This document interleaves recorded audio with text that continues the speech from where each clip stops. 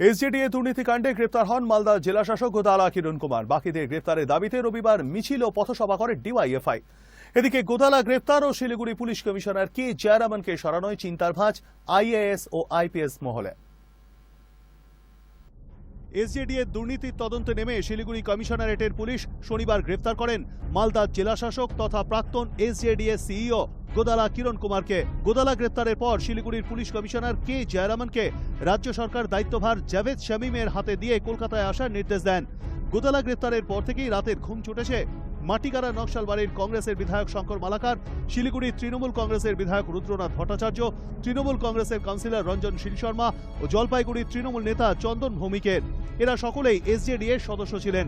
দুর্নীতির সময়কালে SJDA chairman ছিলেন শিলিগুড়ির বিধায়ক রুদ্রনাথ ভট্টাচার্য।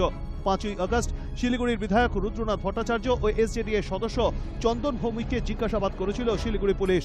6ই আগস্ট রঞ্জন শীল শর্মাকে, 8ই আগস্ট বিধায়ক শঙ্কর মালাকারকে জিজ্ঞাসাবাদ করা হয়। সিসিটিভি ক্যামেরার দুর্নীতিকাণ্ডে গ্রেপ্তার হওয়া ঠিকাদার সুব্রত দত্তর বাড়ি থেকেই উদ্ধার হয়েছিল সিসিটিভির ক্যামেরা, যিনি তৃণমূলের দার্জিলিং জেলা সচিবের ঘনিষ্ঠ বলে জানা গিয়েছে। রবিবার শিলিগুড়ি এসজেডিএর কাণ্ডে বাকিদের গ্রেপ্তারের দাবিতে মিছিল ও পথসভা করে ডিওয়াইএফআই। মুখ্য সচিবের কুশপুতুলও দাহ করা হয় এই দিন।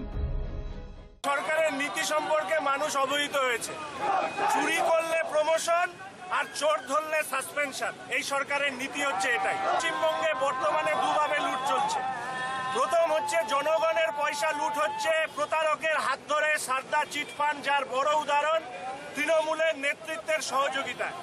দ্বিতীয় লুট হচ্ছে সরকারি কোষাগারের মধ্যে দিয়ে মন্ত্রী বিধায়ক আমলাদের একাংশ এই কাজে যুক্ত।